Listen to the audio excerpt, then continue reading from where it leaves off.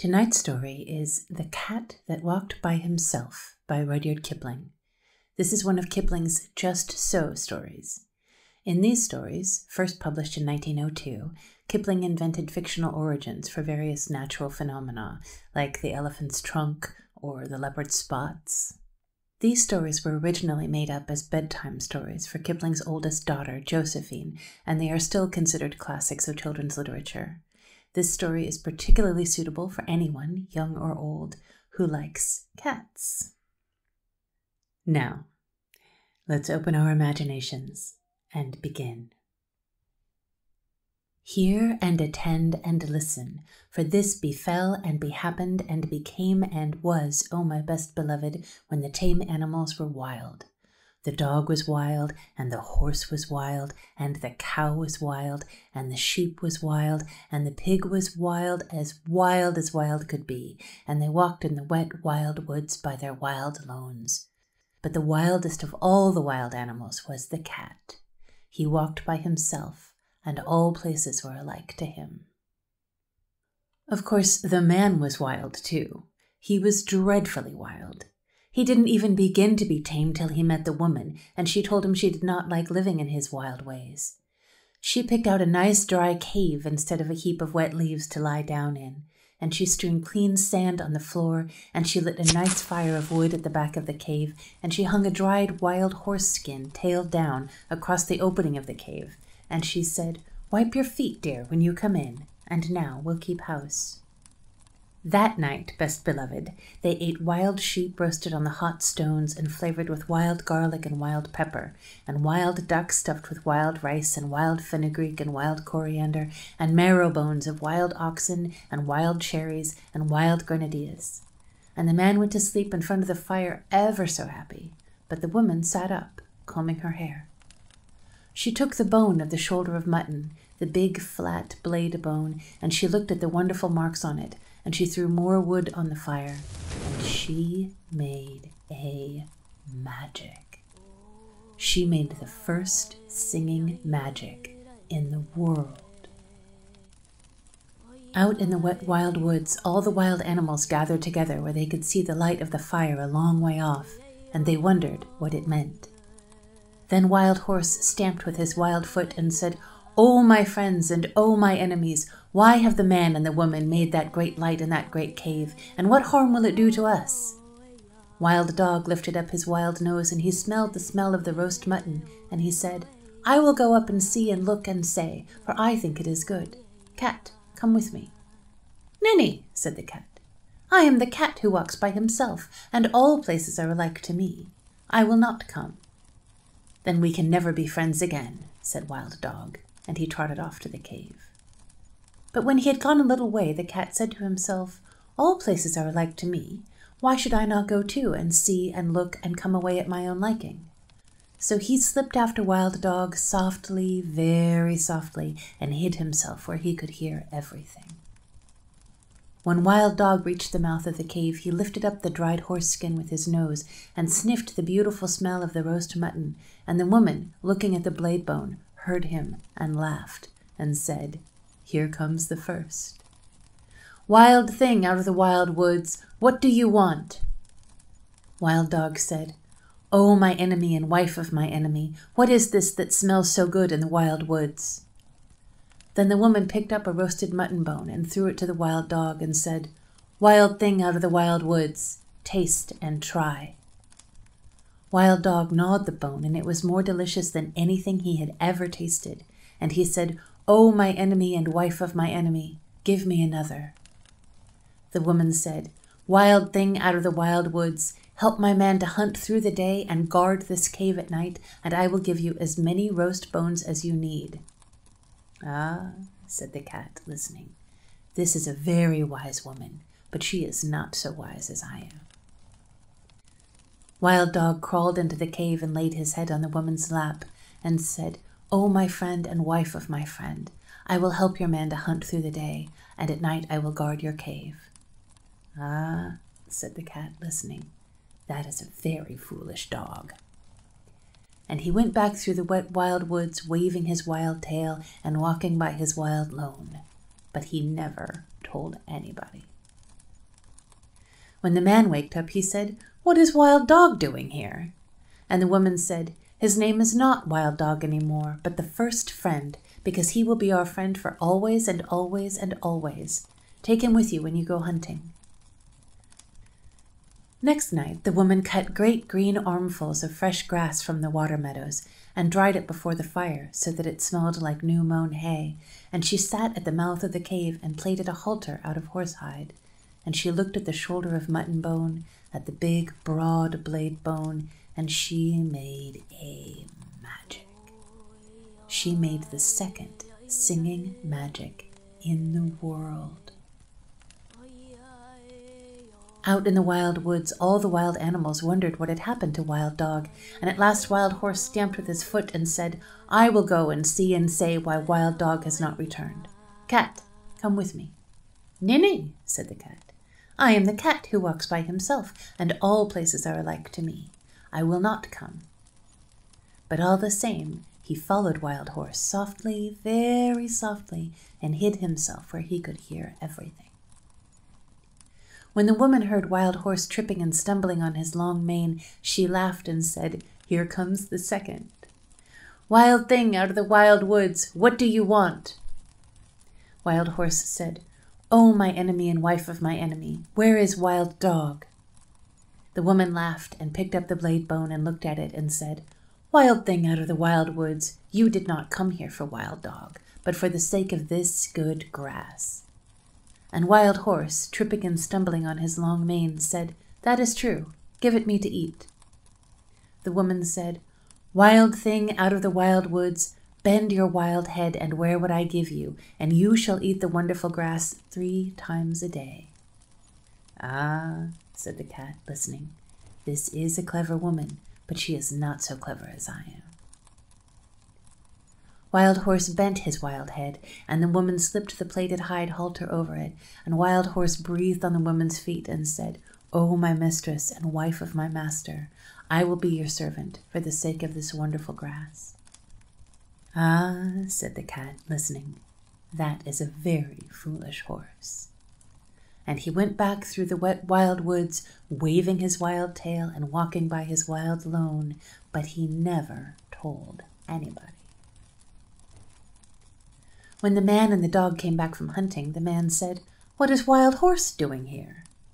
And the woman said, "His name is not Wild Horse any more, but the first servant, because he will carry us from place to place for always and always and always.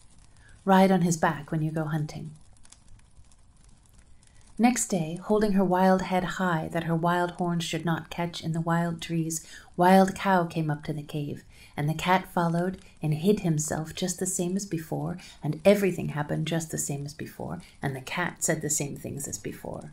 And when Wild Cow had promised to give her milk to the woman every day in exchange for the wonderful grass, the cat went back through the wet wild woods, waving his wild tail and walking by his wild lone just the same as before, but he never told anybody. And when the man and the horse and the dog came home from hunting and asked the same questions, same as before, the woman said, "Her name is not Wild Cow any more, but the giver of good food. She will give us the warm white milk for always and always and always, and I will take care of her while you and the first friend and the first servant go hunting." Next day the cat waited to see if any other wild thing would go up to the cave. But no one moved in the wet wild woods, so the cat walked there by himself. And he saw the woman milking the cow, and he saw the light of the fire in the cave, and he smelt the smell of the warm white milk. Cat said, "O my enemy and wife of my enemy, where did Wild Cow go?" The woman laughed and said, "Wild thing out of the wild woods, go back to the woods again, for I have braided up my hair, and I have put away the magic blade bone, and we have no more need of either friends or servants in our cave." Cat said, "I am not a friend, and I am not a servant. I am the cat who walks by himself, and I wish to come into your cave." Woman said, "Then why did you not come with first friend on the first night?" Cat grew very angry and said, "Has Wild Dog told tales of me?" Then the woman laughed and said, "You are the cat who walks by himself, and all places are alike to you. You are neither a friend nor a servant. You have said it yourself. Go away and walk by yourself in all places alike." Then Cat pretended to be sorry and said, "Must I never come into the cave? Must I never sit by the warm fire? Must I never drink the warm white milk? You are very wise and very beautiful. You should not be cruel even to a cat." Woman said, "I knew I was wise, but I did not know I was beautiful. So I will make a bargain with you. If I ever say one word in your praise, you may come into the cave." "And if you say 2 words in my praise?" said the cat. "I never shall," said the woman. "But if I say 2 words in your praise, you may sit by the fire in the cave." "And if you say 3 words?" said the cat. "I never shall," said the woman. "But if I say 3 words in your praise, you may drink the warm white milk 3 times a day for always and always and always." Then the cat arched his back and said, "Now, let the curtain at the mouth of the cave and the fire at the back of the cave and the milk pots that stand beside the fire remember what my enemy and the wife of my enemy has said." And he went away through the wet wild woods, waving his wild tail and walking by his wild lone. That night, when the man and the horse and the dog came home from hunting, the woman did not tell them of the bargain that she had made with the cat, because she was afraid they might not like it. Cat went far and far away and hid himself in the wet wild woods by his wild lone for a long time, till the woman forgot all about him. Only the bat, the little upside-down bat that hung inside the cave, knew where the cat hid, and every evening Bat would fly to Cat with news of what was happening. One evening Bat said, "There is a baby in the cave. He is new and pink and fat and small, and the woman is very fond of him." "Ah," said the cat, listening. "But what is the baby fond of?" "He is fond of things that are soft and tickle," said the bat. "He is fond of warm things to hold in his arms when he goes to sleep. He is fond of being played with. He is fond of all those things." "Ah," said the cat, listening. "Then my time has come." Next night, Cat walked through the wet wild woods and hid very near the cave till morning time, and man and dog and horse went hunting. The woman was busy cooking that morning, and the baby cried and interrupted. So she carried him outside the cave and gave him a handful of pebbles to play with, but still the baby cried. Then the cat put out his paddy paw and patted the baby on the cheek, and it cooed, and the cat rubbed against its fat knees and tickled it under its fat chin with his tail, and the baby laughed, and the woman heard him and smiled. Then the bat, the little upside-down bat that hung in the mouth of the cave, said, "Oh, my hostess, and wife of my host, and mother of my host's son, a wild thing from the wild woods is most beautifully playing with your baby." "A blessing on that wild thing, whoever it may be," said the woman, straightening her back, "for I was a busy woman this morning, and he has done me a service." That very minute and second, best beloved, the dried horse-skin curtain that was stretched tail down at the mouth of the cave fell down, whoosh, because it remembered the bargain she had made with the cat, and when the woman went to pick it up, lo and behold, the cat was sitting quite comfy inside the cave. "Oh, my enemy and wife of my enemy and mother of my enemy," said the cat, "it is I, for you have spoken a word in my praise, and now I can sit within the cave for always and always and always. But still, I am the cat who walks by himself, and all places are alike to me." The woman was very angry, and shut her lips tight, and took up her spinning wheel and began to spin. But the baby cried because the cat had gone away, and the woman could not hush it, for it struggled and kicked and grew black in the face. "Oh, my enemy and wife of my enemy and mother of my enemy," said the cat, "take a strand of that thread that you are spinning and tie it to your spinning whirl and drag it along the floor, and I will show you a magic that shall make your baby laugh as loudly as he is now crying." "I will do so," said the woman, "because I am at my wit's end, but I will not thank you for it." She tied the thread to the little clay spindle whorl and drew it across the floor, and the cat ran after it and patted it with its paws and rolled head over heels and tossed it backward over his shoulder and chased it between his hind legs and pretended to lose it and pounced down upon it again till the baby laughed as loudly as it had been crying and scrambled after the cat and frolicked all over the cave till it grew tired and settled down to sleep with the cat in its arms. "Now," said the cat, "I will sing the baby a song that shall keep him asleep for an hour." And he began to purr, loud and low, low and loud, till the baby fell fast asleep. The woman smiled as she looked down upon the two of them and said, "That was wonderfully done. No question but you are very clever, O cat." That very minute and second, best beloved, the smoke of the fire at the back of the cave came down in clouds from the roof, poof! Because it remembered the bargain she had made with the cat, and when it had cleared away, lo and behold, the cat was sitting quite comfy close to the fire. "Oh, my enemy, and wife of my enemy, and mother of my enemy," said the cat, "it is I, for you have spoken a second word in my praise, and now I can sit by the warm fire at the back of the cave for always and always and always. But still, I am the cat who walks by himself, and all places are alike to me." Then the woman was very, very angry, and let down her hair, and put more wood on the fire, and brought out the broad blade bone of the shoulder of mutton, and began to make a magic that should prevent her from saying a third word in praise of the cat. It was not a singing magic, best beloved. It was a still magic, and by the cave grew so still that a little wee mouse crept out of a corner and ran across the floor. "Oh, my enemy, and wife of my enemy, and mother of my enemy," said the cat, "is that little mouse part of your magic?" "Oh, no, indeed," said the woman, and she dropped the blade bone and jumped on the footstool in front of the fire and braided up her hair very quickly for fear that the mouse should run up it. "Ah," said the cat, watching, "then the mouse will do me no harm if I eat it?" "No," said the woman, braiding up her hair. "Eat it quickly, and I will ever be grateful to you."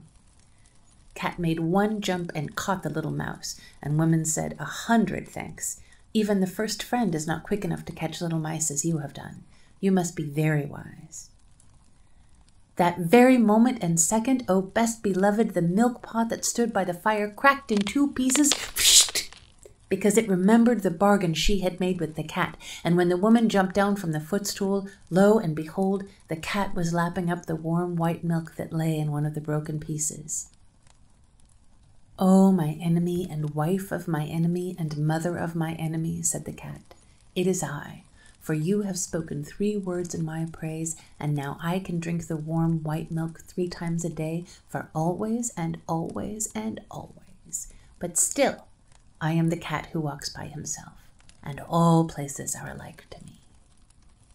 Then the woman laughed and set the cat a bowl of warm white milk and said, "Oh, cat, you are as clever as a man, but remember that your bargain was not made with the man or the dog, and I do not know what they will do when they come home." "What is that to me?" said the cat. "If I have my place in the cave by the fire and my warm white milk 3 times a day, I do not care what the man or the dog can do." That evening, when the man and the dog came into the cave, the woman told them the story of the bargain, while the cat sat by the fire and smiled. Then the man said, "Yes, but he hasn't made a bargain with me, or with all proper men after me." Then he took off his 2 leather boots, and he took up his little stone axe that makes 3, and he fetched a piece of wood and a hatchet that is 5 altogether, and he set them out in a row, and he said, "Now we will make our bargain. If you do not catch mice when you are in the cave for always and always and always, I will throw these 5 things at you whenever I see you, and so shall all proper men do after me." "Ah," said the woman, listening, "this is a very clever cat, but he is not so clever as my man."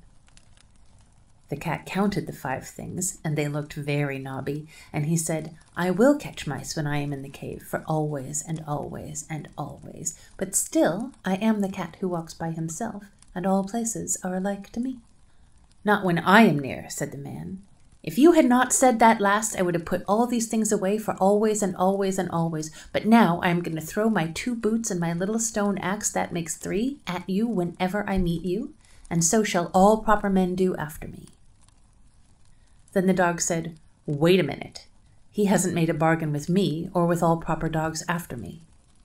And he showed his teeth, and he said, "If you are not kind to the baby while I am in the cave, for always and always and always, I will hunt you till I catch you, and when I catch you, I will bite you, and so shall all proper dogs do after me."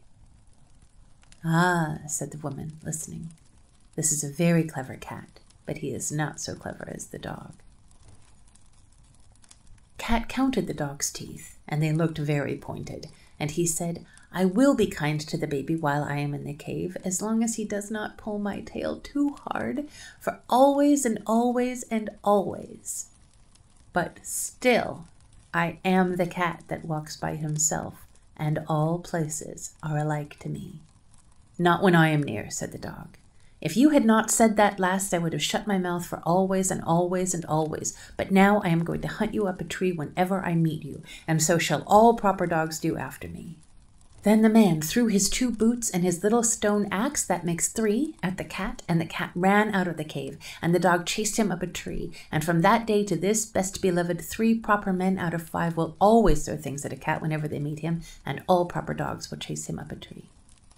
But the cat keeps his side of the bargain too. He will kill mice, and he will be kind to babies when he is in the house, just as long as they do not pull his tail too hard. But when he has done that, and between times, and when the moon gets up and night comes, he is the cat that walks by himself, and all places are alike to him. Then he goes out to the wet wild woods, or up the wet wild trees, or on the wet wild roofs, waving his wild tail and walking by his wild lone.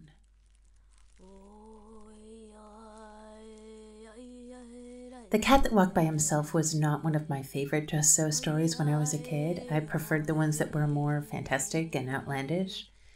This one grew on me as an adult, and I actually appreciate it a lot more now. I really like the character of the woman. I mean, she does play a kind of cliche role in the story, but she comes across as a real, complex, dimensional character, and the whole story boils down to this battle of wits between her and the cat. And of course, I love the cat, and of course he is very cat-like. All places are alike to him until he takes it into his head that he wants to be inside the cave, sitting by the fire, and then he settles in with this single-minded determination to win that spot, but also to win the right to go elsewhere and to roam. What the cat gets, unlike all the other animals in this story, is access to all the human spaces without sacrificing his independence. He doesn't become tame. I also quite like Kipling's illustrations, and not just because they're charming, but because they express some of his personality. I mean, just like anybody who's a little insecure about their drawing skills, and of course he probably just drew these like originally for his kid, he includes these incredibly long captions, descriptions, explanations of everything that's happening in the picture, which is not at all necessary, but it is still kind of fun.